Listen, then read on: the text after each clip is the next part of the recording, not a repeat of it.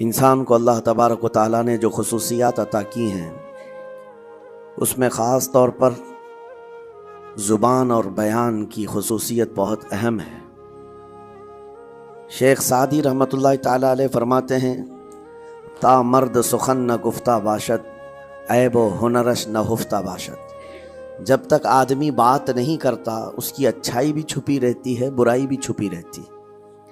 انسان اپنے کلام سے، اپنی بات سے سمجھ میں آ جاتا ہے کہ کس کیٹیگری کا ہے، کس لیول کا ہے۔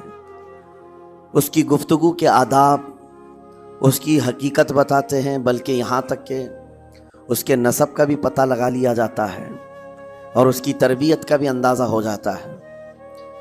حضرت لقمان حکیم سے پوچھا گیا نیکی کس کا نام ہے، تو آپ نے فرمایا دو چیزیں اور بہت چھوٹی ہیں۔ نیکی دو چیزیں ہیں جو بہت چھوٹی ہیں۔ کہا کیا ہے؟ کہا کہ ملاقات میں لوگ اپنے بھائیوں سے مسکرانا اور نرم گفتگو کرنا۔ ساری نیکیوں کی جڑ ہے یہ، نرم گفتگو کرنا اور لوگوں سے خندہ پیشانی کے ساتھ مسکرا کر ملاقات کرنا۔ لیکن میرے عزیزو، یہ دو چیزیں بناوٹی تو بہت سارے لوگوں کے ساتھ آ سکتی ہیں، اخلاق تصنع جس کو کہتے ہیں تکلف کے ساتھ بہت سارے لوگوں کے ساتھ آ سکتی ہیں، لیکن حقیقت میں جس انسان کی طبیعت میں یہ دو چیزیں ہونی چاہیے وہ کب سمجھ میں آتی ہیں؟ اس وقت مولا علی کرم اللہ وجہہ الکریم نے فرمایا کسی انسان کو اس کی حقیقت دیکھنا ہو تو غصے کے عالم میں اسے دیکھو، وہ اپنے آپے سے باہر ہوتا ہے یا اپنے مزاج کے خلاف کس طرح بات کو سن کر کے تحمل رکھتا ہے۔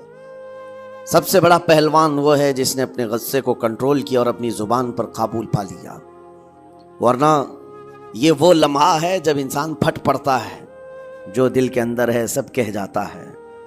آپ کو میں بتاؤں، نبی کریم صلی اللہ تعالیٰ علیہ وسلم کے عظیم اخلاق کریمہ، بخاری شریف کی حدیث ہے، حضور مسجد نبوی میں تشریف فرما ہے۔ اس وقت مسجد نبوی، آج ہو سکتا ہے آپ کے ذہن میں جو امیج ہے مسجد نبوی کی، بہت بڑی عالی شان مسجد، لیکن وہ زمانہ نبوی میں اس طرح کی نہیں ہے۔ کچی دیواریں تھی، اوپر چھپر کے چھت پڑے ہوئے تھے اور مٹی کی زمین تھی۔ یہ مسجد نبوی کی شکل اس زمانے میں حضور اکرم صلی اللہ تعالیٰ علیہ وسلم اپنے صحابہ کے ساتھ بیٹھے ہیں، ایک دیہات کا رہنے والا شخص آیا۔ ایک بات یاد رکھیں کہ دیہات میں، گاؤں میں رہنے والوں کے اخلاق اور تمیز میں بڑا فرق ہوتا ہے، ان کے ہاں آداب کی کمی ہوتی ہے۔ وہ شخص آیا اور مسجد نبوی میں آ کر حضور صلی اللہ علیہ وسلم سے کچھ بات چیت کیا اور تھوڑی دیر کے بعد مسجد میں ہی کھڑے ہو کر پیشاب کرنا شروع کیا۔ بخاری شریف میں یہ حدیث موجود ہے۔ جب مسجد نبوی میں کھڑے ہو کر پیشاب کرے تو صحابہ اکرام سب دیکھ کر کے دوڑانے لگ گئے، خذوہ خذوہ، پکڑو اس کو، پکڑو اس کو، اور صحابہ دوڑاتے تھے، وہ پیشاب کرتے ہوئے بھاگتا تھا پوری مسجد میں۔ نبی پاک صلی اللہ تعالیٰ علیہ وسلم نے فرمایا دعوہ، چھوڑ دو اس کو، کر لینے دو، پیشاب کر رہا ہے مسجد میں، چھوڑ دو اس کو۔ جب وہ صحابہ اکرام حضور کا حکم سنتے ہیں سب پیچھے ہٹ گئے۔ تھوڑی دیر کے بعد نبی کریم صلی اللہ تعالیٰ علیہ وسلم نے صحابہ سے فرمایا پانی کے ڈول بھر کر کے لائے جائیں۔ صحابہ سے ہی منگوایا، پانی کے ڈول بھر کر کے لائے گئے اور مسجد نبوی کے میدان میں فرش پر بہایا گیا اور صاف کیا گیا۔ اب وہ شخص نہایت ہی ڈرا سہما کھڑا تھا، میرے ساتھ کیا ہوگا پتہ نہیں، میں نے پیشاب کیا، اب مجھے یہ لوگ قتل کر ڈالیں۔ نبی کریم صلی اللہ تعالیٰ علیہ وسلم نے قریب بلایا اور فرمایا، نہایت نرم گفتگو کے ساتھ حضور فرماتے ہیں یہ اللہ کا گھر ہے، یہاں پیشاب نہیں پیشانیاں رکھی جاتی ہیں۔ بس یہ جملہ ہے، بخاری شریف میں موجود ہے، یہاں عبادت کی جاتی ہے۔ اتنا کہہ کر رخصت ہو گئے، رخصت کر دیا۔ وہ دیہات سے آیا ہوا جو نوجوان تھا یا شخص تھا، باہر نکلتے ہی وہ کلمہ طیبہ پڑھ کر حضور کی غلامی میں شامل ہوا۔ میں نے وہ بلند عالی اخلاق نہیں دیکھے۔ نبی کریم صلی اللہ علیہ وسلم کے بارے میں قرآن کہتا ہے فَبِمَا رَحْمَةٍ مِّنَ اللَّهِ لِنْتَ لَهُمْ، اللہ کی رحمت سے آپ لوگوں کے لیے نرم ہیں، اس لیے لوگ آپ کے ارد گرد لگے ہوئے رہتے ہیں۔ وَلَوْ كُنْتَ فَظًّا غَلِيظَ الْقَلْبِ لَانْفَضُّوا مِنْ حَوْلِكَ، اے رسول اگر آپ سخت دل ہو جائیں تو پھر یہ سب چھٹ جائیں گے، آپ سے دور ہو جائیں گے۔ اس رسول کے لیے جب کہا گیا ہے کہ اگر آپ سخت ہو جائیں تو لوگ چھوڑ کر کے دور ہو جائیں گے، تو ہمارے اور آپ کے لیے کس قدر لہجے کی پابندی ضروری ہے۔ ہاں عزیزان گرام وقار، اپنی گفتگو، اپنے کلام، اپنی بات چیت سے آپ اپنے سلیقے بتاتے ہیں۔ گالی گلوچ کرتے ہوئے جن کی صبح شامیں ہوتی ہیں، ان کو دیکھ کر کے ہی پہچان میں آ جاتا ہے کس گھر سے یہ تعلق رکھتا ہے، کہاں ان کی تربیت ہوئی ہے، کس طرح ان کے آداب سکھائے گئے۔ اسی لیے میرے عزیزو، بچوں کو آوارہ بھی نہ چھوڑ دینا کہ وہ اپنی زبان گلی کوچوں سے سیکھ کر کے جائیں۔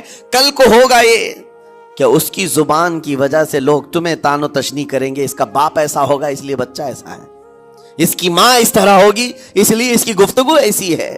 کیونکہ موسٹلی زیادہ طور پر بچے اپنے ماں باپ کے اخلاق کو نقل کرتے ہیں، ٹرانسفر ہوتی چلی جاتی ہیں۔ ایک بار حضور اکرم صلی اللہ تعالی علیہ وسلم مسجد نبوی سے باہر نکل کر جا رہے ہیں۔ توجہ میرے عزیز ہو، اخلاق کہاں دکھانے چاہیے اور ہماری بات چیت کے انداز ہمیں کہاں ہونا چاہیے، میں آپ کو بتاؤں۔ حضور تشریف لے کر جا رہے ہیں، صحابہ اکرام کھڑے تھے، حضور کے اطراف مدینہ طیبہ کی ایک بوڑھی خاتون جس کا ذہنی توازن کھویا ہوا ہے، یعنی وہ دماغی طور پر ڈسیبل ہے، اور وہ آئی جا رہی تھی۔ لوگ جب بھی اس کو دیکھتے راستہ کاٹ لیتے، وہ جس کو بھی پکڑتی تھی سنانا شروع کرتی تھی، جو منہ میں آئے بکنے لگ جائے، اور لوگوں کو تنگی محسوس ہونے لگتی۔ صحابہ نے دیکھا کہ یہ عورت آ رہی ہے، حضور کی طرف آ رہی ہے، سب نے حضور صلی اللہ علیہ وسلم کو گھیر لیا، اس کا راستہ روکنے کے لیے اب آئے گی، اور نبی کریم صلی اللہ علیہ وسلم کے پاس اگر زبان درازی کرنے لگ جائے، پاگل عورت ہے، اور بک بک کرنے لگ جائے، حضور پاک صلی اللہ علیہ وسلم کے ادب میں کہیں کمی نہ آ جائے۔ صحابہ کا یہ ہمیشہ اہتمام رہتا۔ حضور اکرم صلی اللہ علیہ وسلم نے دیکھا تو صحابہ سے کہا ہٹ جاؤ، اس کو آنے دو، ہٹ جاؤ، اس کا راستہ چھوڑ دو۔ صحابہ نے کہا یا رسول اللہ صلی اللہ علیہ وسلم، اس کا ذہنی توازن ٹھیک نہیں ہے، دماغی طور پر وہ عورت ٹھیک نہیں ہے، وہ آئے گی اور لمبی باتیں کرتی ہے، لا یعنی باتیں کرتی ہے، کہیں آپ کی شان پاک میں کوئی گستاخی نہ ہو جائے۔ صحابہ روک رہے تھے، حضور پاک صلی اللہ علیہ وسلم نے سختی سے فرمایا، ارشاد فرمایا ہٹ جاؤ، اس کا راستہ چھوڑ دو، مجھے پتا ہے پورے مدینے میں اس کی کوئی نہیں سنتا، میں بھی نہ سنوں تو وہ کس کو سنائے گی، اگر میں بھی نہ سنوں تو وہ کس کو سنائے گی۔ یہ میرے مصطفیٰ کریم صلی اللہ تعالی علیہ وسلم کے دربار عالی جاہ کی وہ بلند اخلاق کریمانہ کی ایک مثال ہے، جس کو خود میرے آقا نے فرمایا بعثت لأتمم مکارم الاخلاق۔ عزیزان گرام وقار، لوگوں کے آج حالات ایسے ہیں کہ اچھے لوگوں کے ساتھ اخلاق الگ دکھائے جاتے ہیں، چھوٹے لوگوں کے ساتھ اخلاق الگ دکھائے جاتے ہیں، سٹیٹس کا آدمی ہو تو اس کے ساتھ ملنے کے طریقے الگ ہیں، اور غریب کوئی آ جائے، فقیر کوئی آ جائے تو اس سے ملنے کا انداز الگ ہو جائے۔ یہ نہ ہو، یہ ہم سب کے لیے نصیحت ہے۔ اسی ممبئی کی سرزمین پر میں آپ کو بتاؤں، ایک ماہم شریف میں بزرگ حاجی صاحب ہوا کرتے تھے، آج سے تقریباً 10-12 سال پہلے کی۔ وہ کئی لوگوں سے ایک سوال کرتے تھے پکڑ پکڑ کر کے کہ میرا ایک سوال ہے، آپ جواب دیں گے، میرا ایک سوال ہے۔ کئی علماء سے انہوں نے پوچھا، مجھ سے بھی انہوں نے، جب میں نیا تھا مصر سے پڑھ کر کے آیا تھا، میرے پاس آ کر کہا کافی سالوں سے میرے ذہن میں ایک سوال ہوتا ہے، میں آپ سے بھی پوچھنا چاہتا ہوں۔ کہا بتائیے کیا ہے؟ کہا میں حضور سرکار مجاہد ملت رحمت اللہ علیہ کا مرید ہوں، علامہ حبیب الرحمن مجاہد ملت، رئیس اعظم اڑیسہ، جن کے خدمات جلیلہ آج ہو سکتا ہے نئی جنریشن کو نہ معلوم ہو، ان کا لقب ہے مجاہد ملت، جنہوں نے سنیت کی بقا کے لیے اپنا تن من دھن سب قربان کیا تھا۔ وہ مجاہد ملت عظیم بزرگ ولی کامل ہے۔ یہ حاجی صاحب کہتے ہیں کہ میں ایک نارمل آدمی تھا، کڑیا تھا، یعنی گھر بنانے کا کام کرتا تھا۔ جب وہ ممبئی تشریف لاتے تو دوڑ کر کے ہر جگہ سے لوگ ملنے آتے، میں بھی گیا تھا، اور اس وقت میں جوان تھا۔ حضور مجاہد ملت رحمت اللہ علیہ کی بات وہ بتا رہے ہیں کہ لوگ لائن لگا کر کے مصافحہ کر رہے تھے، مل رہے تھے۔ جب مل رہے تھے تو پھر میرا نمبر آیا، میں ملنے کے لیے گیا۔ بزرگوں کے سب ہاتھ چومتے ہیں، یہ ہمارے سنیوں کے طریق ہیں، ادب، علماء ذوی الاحترام کے ہاتھوں کا بوسہ لینا یہ مستحسن ہے۔ یہ ہمارے آداب میں سے، معمولات اہل سنت میں سے۔ تو جب سب لوگ ان کے دست بوسی کر رہے تھے، ہاتھ چوم رہے تھے، میں بھی قریب گیا، اور جب میرا نمبر آیا میں ہاتھ چومنے کے لیے گیا تو انہوں نے میرا ہاتھ لے کر خود ہی چوم لیا۔ وہ بزرگ عالی جاہ ولی کامل جن کو دنیا مجاہد ملت کہتی ہے، میرا ہاتھ انہوں نے چوم لیا، اور میرے اندر ایسی پشیمانی تھی کہ میں کیا کروں سمجھ میں نہیں آیا۔ میں ایک معمولی سا کڑیا، اور کہاں ان کا مقام کہاں میرا۔ تو اس کے بعد وہ اس بے چینی میں رہتے تھے کہ ایسا کیوں کیا، ایسا کیوں کیا، کیونکہ پوچھنے کا موقع ہی نہیں ملا۔ ایک بزرگ تھے، انہی کے خلیفہ تھے، حضور مجاہد ملت کے، انہوں نے اس کا جواب دیا۔ میرے عزیزوں کیا بہترین جواب تھا۔ حضرت مجاہد ملت رحمت اللہ تعالی علیہ یہ چاہتے تھے کہ ہزاروں لوگ ہماری تعظیم کرتے ہیں تو کہیں ہمارے دماغ میں بادشاہت کا خیال نہ آئے، ہم غریب اور فقیر کا ہاتھ چوم کر اپنے نفس کی مخالفت بھی کرتے ہیں۔ اخلاق کریمانہ دکھانے کے لیے اسٹیٹس والوں کے ساتھ ہی نہیں، غربا فقراء کے ساتھ بھی وہ اخلاق ہوں۔ نبی کریم صلی اللہ تعالی علیہ وسلم کے وہ آداب آج اگر آپ اپنا لیں، بہت ساری کڑوی چیزیں ویسی ختم ہو جائیں۔ آج ممبئی کی سرزمین پر سب سے بڑا یہ چیلنج ہے بات کرنے میں، نوجوانوں کے تو آج پارے چڑھے ہوئے ہوتے ہیں، ان سے کوئی بھی بات کر لے، جس تیور میں یہ بات کرتے ہیں ایسا لگتا ہے کہ ابھی لڑائی ہو جائے گی، ابھی جھگڑا ہو جائے گا۔ اس کی عادت سی بن گئی ہے۔ آپ کو پتہ ہے فرمایا گیا، عربی کا قول ہے، جراحت السنان لها التیام ولا یلتام ما جرح اللسان۔ تلوار سے، چاقو سے دیا ہوا زخم سوکھ سکتا ہے، زبان سے دیا ہوا زخم کبھی نہیں سوکھتا۔ زبان سے دیا ہوا زخم نہیں سوکھتا۔ بولنے سے پہلے 1000 بار اس بات کو خیال ہونا چاہیے کہ میں جس کو بول رہا ہوں کہیں اس کا دل چھلنی تو نہیں ہو جائے۔ میری زبان یہ ہوتی 50 گرام کی چھوٹی زبان ہے، لیکن بڑے بڑے لوگوں کے کلیجے چیر کر رکھتی ہے، بڑے بڑے لوگوں کے دلوں میں سوراخ کر کے رکھتی ہے، زخمی کر کے رکھتی ہے اس کا استعمال۔ اسی لیے روایت میں ملتا ہے کہ جب انسان صبح کرتا ہے تو سارے اعضاء، ہاتھ پیر آنکھ کان ناک، سارے اعضاء سب سے پہلے زبان سے یہ عرض کرتے ہیں، اس کی پناہ مانگتے ہیں، کہتے ہیں آج تو صحیح سلامت رہے گی تو ہم سب صحیح سلامت رہیں گے، اور اگر تو پھسل گئی تو عذاب ہم پر بھی ہوگا۔ زبان بولتی ہے، مار کسی اور کو پڑتی ہے، کوئی زبان کو مارتا نہیں ہے، گالی زبان دیتی ہے، لیکن مار کبھی پیٹھ پہ پڑتی ہے، سر پہ پڑتی ہے، ہر جگہ پڑتی ہے۔ تو یہ زبان نبی کریم صلی اللہ تعالی علیہ وسلم نے ارشاد فرمایا، من یضمن لی ما بین لحیتیہ وما بین، حضور پاک صلی اللہ تعالی علیہ وسلم فرماتے ہیں جس نے 2 چیزوں کی ضمانت مجھے دے دی، حفاظت کی، میں اسے اضمن لہ الجنہ، میں اس کو جنت میں لے جانے کی ضمانت دیتا ہوں۔ 2 چیزیں کیا ہیں؟ حضور فرماتے ہیں، ایک 2 جبڑوں کے بیچ میں جو موجود زبان ہے اس کی حفاظت کر لے، اور 2 رانوں کے بیچ میں جو شرمگاہ ہے اس کی حفاظت کر لے۔ یہ 2 چیزیں جس نے بچا لیا میں اس کو جنت میں لے جانے کی ذمہ داری دیتا ہوں، ضمانت دیتا ہوں۔ اس کا کتنا بڑا کردار ہے، یہ زبان کا کتنا بڑا کردار ہے۔ اور حضور نے ایک بار پکڑ کر کے فرمایا تھا، زبان کو پکڑ کر کے کہا تھا، یہ وہ زبان ہے جو انسان کو جنت میں بھی لے جاتی ہے اور دوزخ میں بھی لے جاتی ہے۔ کلمہ کس سے پڑھتے ہیں آپ؟ لا الہ الا اللہ، زبان ہی سے تو پڑھتے ہیں، اسی کلمے نے آپ کو جنت تک پہنچایا۔ اور کافر جو کفر کرتا ہے وہ بھی زبان سے ہی کرتا ہے، اور زبان اسے ہمیشہ کی دوزخ میں لے جاتی ہے۔ اس زبان کو چلانے سے پہلے 1000 بار سوچ لیں کہ آج لہجوں کی سختیاں بڑھتی چلی گئیں۔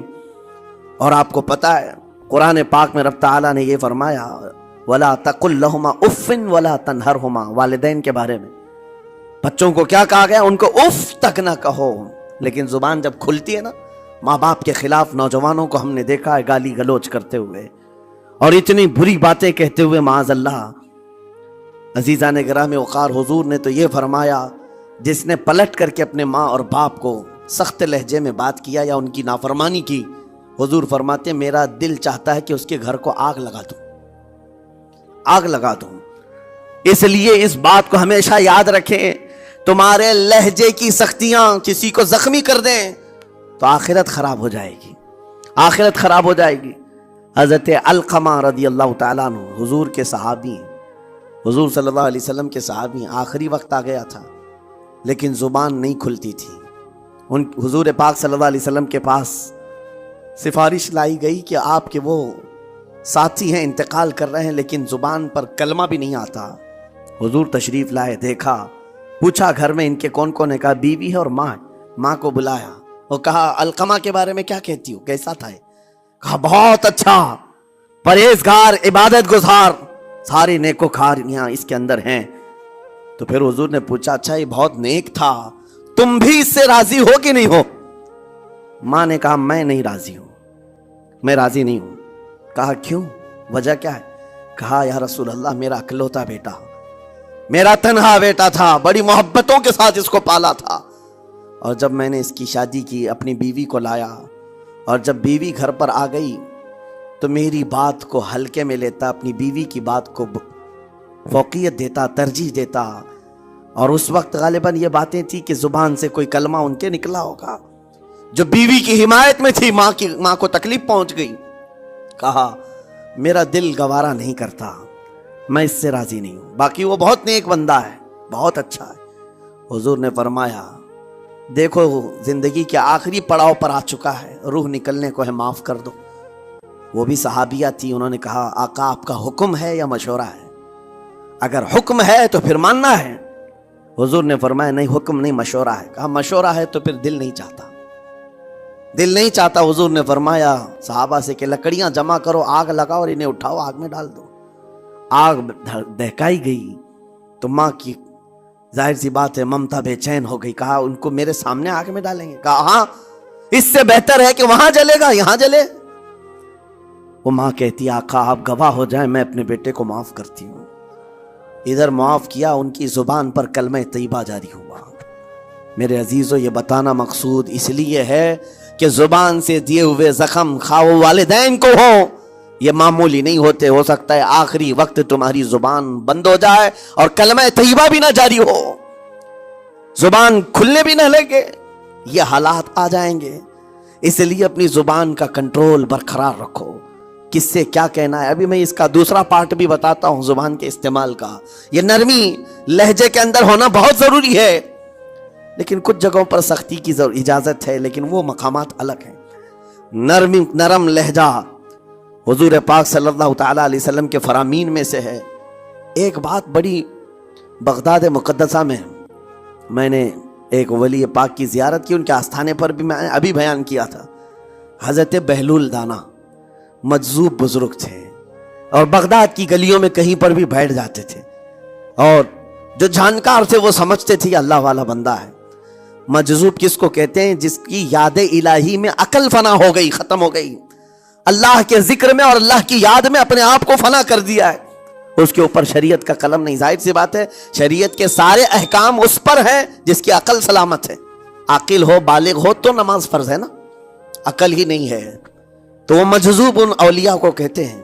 لیکن ان کے بارے میں حدیث میں ہے, اللہ کے نبی نے فرمایا وہ ایسے بندے ہیں کہ اگر اللہ کو قسم دے دیں کسی بات کی, اللہ ان کی قسم پوری کرتا ہے.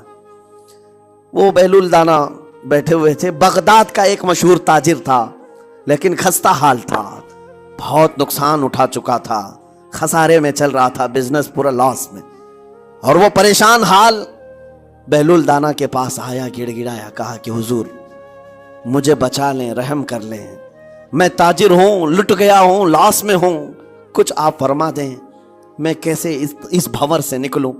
بہلول دانا نے دیکھا, کہا ٹھیک ہے کچھ پیسے بچے ہیں؟ کہا ہاں ہے, وہ بس اتنا سرمایہ ہے کہ مال لیتا ہوں پھر بیچ دیتا ہوں, نفع نہیں ہوتا.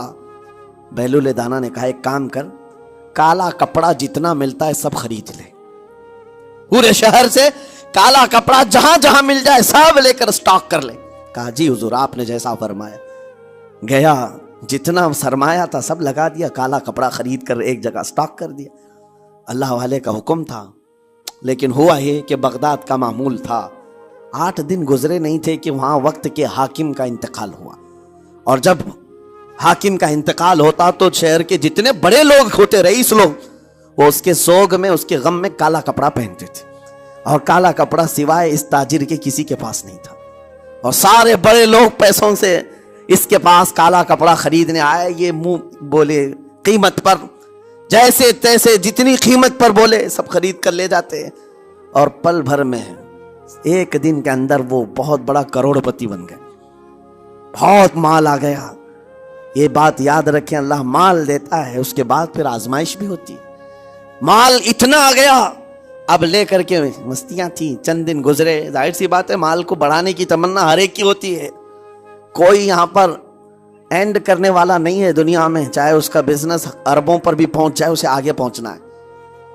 چند دن گزرے تھے, 8-10 دن, پھر آیا حضرت بہلول دانا کو ڈھونڈتے ہوئے. ایک جگہ میدان میں یہ مجذوب بزرگ بیٹھے مل گئے. آیا اور کہا, او دیوانے بتا اب کیا خریدوں, پیسہ بہت ہے ابھی میرے پاس, بتا دیوانے اب کیا خریدوں.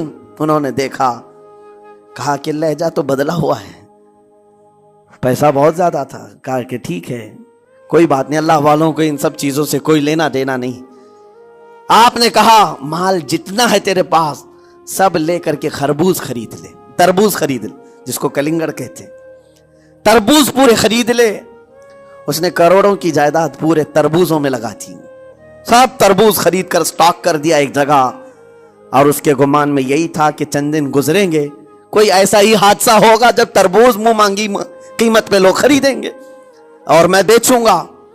پورا مال تربوز میں لگایا. 2 دن 4 دن 6 دن 8 دن گزرے, کوئی حادثہ نہیں. ادھر تو تربوز سڑنے لگ گئے, وہ تو زیادہ دن سٹاک نہیں کیے جا سکتے, سڑن شروع ہو گئی. پھر تھوڑے دنوں کے بعد پورے کے پورے سڑ گئے. کروڑوں کا مال تربوز میں سڑ کے چلا گیا. وہ کچھ بھی نہیں سکا, کچھ نہیں کر سکا. واپس چیختا چلاتا اسی حالت میں آیا, پہلے سے بھی زیادہ بدتر حالت میں آ گیا ہوں. دوڑتے ہوئے آیا, حضرت بہلول دانا کو ڈھونڈتے ہوئے. کہاں ہیں وہ؟ اسی جگہ بیٹھے ہوئے مٹی میں بیٹھے رہتے تھے.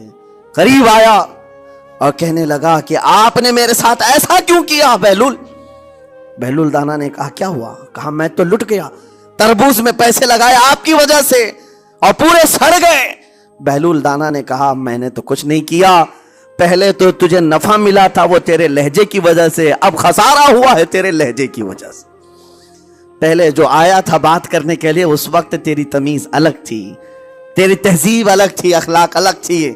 گڑ گڑا کر کہا تھا کہ میں لٹ گیا ہوں آپ رحم کر دیں. دوسری بار آ کر کے کیا کہا, او دیوانے بتا کیا خریدوں. لہجہ بدل گیا تو پوری حیثیت بدل گئی. زبان ہماری اونچائی پر بھی لے جاتی ہے اور نیچے بھی لے آتی ہے. اس بات کو ہمیشہ ملحوظ رکھیں کہ اس زبان سے بہت سارے لوگ نفع بھی اٹھاتے ہیں, بہت سارے لوگوں کو نقصان بھی ہوتا ہے.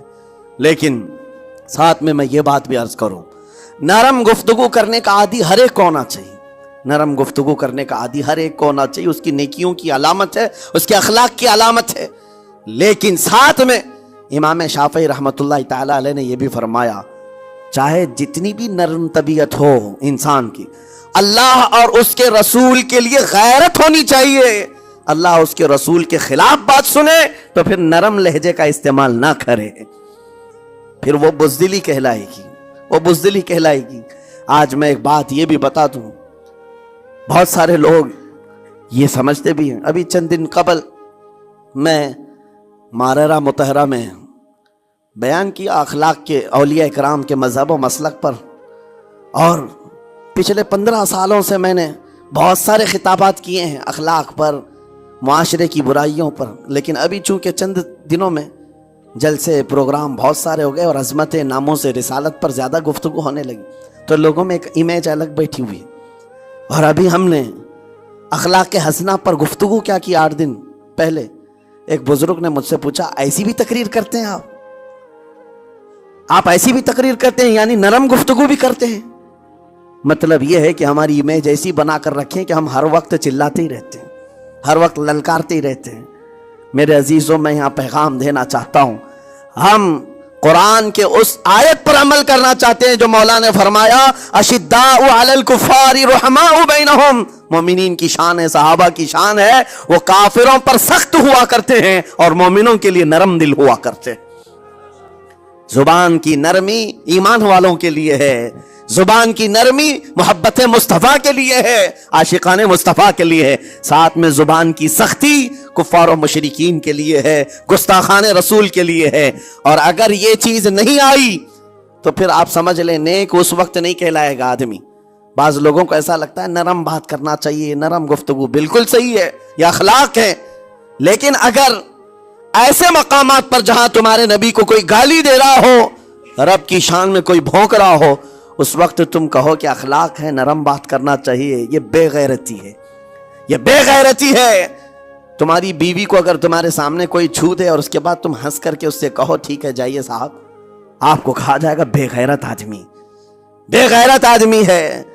انسان کو اپنی بیوی، اپنی بیٹی، اپنی ماں پر بھی غیرت ہوتی ہے، وہ سنتا نہیں ہے، یہ پیدائشی ہے، فطرت ہے انسان کی۔ اور مومن کی شان یہ ہے، سب سے بڑی غیرت اس کے لیے اللہ اور اس کے رسول کے لیے ہوا کرتی ہے، اللہ اور اس کے رسول کے لیے۔ ماں اور باپ کو گالیاں ایک وقت میں برداشت کر بھی لے جائے، لیکن اللہ اور اس کے رسول کی شان میں وہ ہرگز برداشت نہ کرے، یہ ایمان کی علامتوں میں سے ہے۔ بہرحال میں نے زبان کے دونوں استعمال آپ کو بتائے، سخت لہجے بھی ہیں، نرم لہجے بھی ہیں، لیکن جب آپ کا پالا کسی گستاخ سے نہ پڑے تو ہمیشہ نرم گفتگو کرنے کے عادی بنے۔ مومنین میں نرم لہجے کا اختیار ہمیشہ رہے، اس سے اخلاق آپ کے بتائے دکھائے جاتے ہیں، اس سے آپ کے اخلاق معلوم ہوتے ہیں، ساتھ ہی معاشرے میں نرمی اور محبت کا ماحول بھی قائم ہوتا ہے۔ ڈانٹنے کے طریقے بھی میں آپ کو بتاؤں، میرے استاد، میرے والد گرامی فرمایا کرتے تھے، حضور حافظ ملت رحمت اللہ علیہ جو الجامعۃ الاشرفیہ مبارک پور کے بانی ہیں اور بڑے محدث، جنہوں نے ایک نہیں ہزاروں عالم پیدا کیے، اس ہندوستان کی بات کر رہا ہوں، حافظ ملت رحمت اللہ علیہ پوری بخاری شریف پڑھاتے تھے، تقریباً 40 سال تک انہوں نے پڑھایا بخاری شریف۔ میرے والد ان کے شاگرد ہیں، فرماتے ہیں جب وہ بہت زیادہ ناراض ہو جاتے کسی سے، ڈانٹنا ہوتا، ہر استاد بچے کو ڈانٹتا ہے، کبھی کچھ بچہ نافرمانی کر جائے یا مزاج کے خلاف بات کرے تو استاد ڈانٹتا ہے، تو حافظ ملت رحمت اللہ علیہ اگر کسی شاگرد کو ڈانٹتے بھی غصے میں تو کہتے ہیں اے جنتی کیا کر رہا ہے، کہتے ہیں اگر یہ جملہ قبول بھی ہو جائے تو وہ بچہ جنتی ہو جائے۔ لہجے کی یہ استعمالات اولیاء سے سیکھو میرے عزیزو، غصے پر کنٹرول اس وقت تمہارے اخلاق معلوم ہوتے ہیں جب تمہارا غصہ عروج پر ہوتا ہے، اس وقت تمہاری حقیقت لوگوں کے سامنے آتی ہے۔ وہ اپنے شاگردوں کو ڈانٹتے بھی تو جنتی کہہ کر ڈانٹتے ہیں، یعنی کوئی گالی نہیں ہے، کوئی برے کلمے نہیں ہیں، بلکہ ایسا جملہ ہے کہ اگر قبول بھی ہو گیا استاد کی زبان سے، اس کی تو زندگی وصول ہوگی، اس کا بیڑا پار ہو گیا۔ ہمارے درمیان ماں باپ کو بھی یہ چاہیے کہ بچوں کو کس طرح کے اخلاق آپ دے رہے ہیں۔ گفتگو کرنے کے متعلق قرآن میں اللہ تعالیٰ نے آداب بتائے ہیں، جب آپ گھروں کے اندر موجود ہوں تو بچوں کے سامنے کس طرح کی گفتگو کیا کریں گے، کیسی بات کریں گے۔ شوہر اور بیوی جس طرح کی باتیں کر رہے ہیں بچے کے دماغ میں وہ پورا کا پورا چھپتا ہے، ٹرانسفر ہوتا ہے، اسی لیے کہا گیا ایڈلٹ گفتگو کبھی بھی بچوں کے درمیان نہیں کی جائے گی۔ جو میچورٹی میں نہیں ہے ان بچوں کے سامنے ماں اور باپ بیٹھ کر کے کلام بھی نہ کریں، بات نہ کریں۔ معاشرہ تو آج ایسا ہے، سب پوری فیملی لے کر کے بیٹھے ہوئے ہیں، اور حد تو یہ ہے کہ گندی فلمیں سامنے لگی ہوئی رہتی ہیں، وہ کیسے بچا پاؤ گے؟ 4 سال 5 سال کے بچے کے اندر بھی وہ گفتگو، وہ مکالمات، ایک دوسرے سے بات کرنے کی تمیزیں، وہ سب وہاں سے سیکھتا آ رہا ہے۔ گھروں کے اندر ماحول کو تبدیل کرنے کے لیے آپ کی اپنی زبان پر کنٹرول اور اپنے بچوں کی تربیت اور ان کی زبان پر کنٹرول بہت ضروری ہے۔ پھر دیکھنا آپ یہ معاشرہ پیدا کر کے کل کو آپ کا بچہ نکلے گا، اس کی تمیز، اس کے اخلاق پر ہر کوئی اش اش کرے گا۔ چند دنوں کی محنت ہے آپ کی، لیکن بچے جب سلیقے کے ساتھ گفتگو کریں تو لوگوں کا دل جیت لیا کرتے ہیں۔ بات کرنے کے آداب ایسے ہیں کہ لوگ دل جیت لیا کرتے ہیں۔ یہ میرے استاد گرامی مصر کے رہنے والے تھے، جب خطابت ہمیں سکھا رہے تھے گفتگو کرنے کے آداب، تقریر کرنے کے آداب، تو ایک امام غزالی کا قول تھا کلم الناس علی قدر عقولہم، لوگوں سے ان کی عقل کے مطابق بات کرو۔ اس پر وہ سمجھاتے ہوئے ہمیں ٹریننگ دیتے تھے اور کہتے تھے کہ تمہارے پاس آنے والے کئی طرح کے لوگ ہوں گے، اگر تم امام ہو، اگر داعی ہو، خطیب ہو، مقرر ہو، کوئی غریب گھر سے، کوئی بڑے امیر گھر سے، کوئی پڑھا لکھا آئے گا، کوئی جاہل ہوگا، کوئی بدتمیز بھی ہوگا، کوئی نیکوکار، کوئی گنہگار، سب طرح کے مکس مجموعہ تمہارے پاس ہوگا۔ ان سے خطاب کرنا، ان سے بات کرنا، کس انداز سے بات کرو گے، کیسے ان سے کلام کرو گے؟ میرے عزیزو، یہ ہمارا اپنا ہنر نہیں ہے، ہم جو آپ کے سامنے گفتگو کر رہے ہیں یہ ہمارا فن نہیں ہے، یہ اپنا پیدا کیا وہ ہنر نہیں ہے۔ ہمیں سکھایا گیا تھا صرف اور صرف آپ کو اس مجمع سے اور یہ آئے ہوئے جمع غفیر سے بات کرنے کے لیے ایک ہی اسلوب اپنانا ہے، دیکھنا ہے کہ رسول اللہ کیسے بات کیا کرتے تھے۔ میرے آقا صلی اللہ تعالیٰ علیہ وسلم کا اسلوب اپناؤ۔ حضور کے خطبے دیکھو، حضور جب خطاب کرتے، ظاہر سی بات ہے مسجد نبوی میں اس وقت بھی لوگ، ہر طرح کے لوگ آتے، دیہات کے بھی تھے، شہر کے بھی تھے، اعلیٰ دماغ والے لوگ اور کئی الگ الگ قسم کے لوگ آتے۔ حضور کا خطاب سب کے لیے تھا۔ عزیزان گرامی، ان سنتوں پر عمل کر کے آج آپ اپنے لہجے کو بہتر بنا سکتے ہیں۔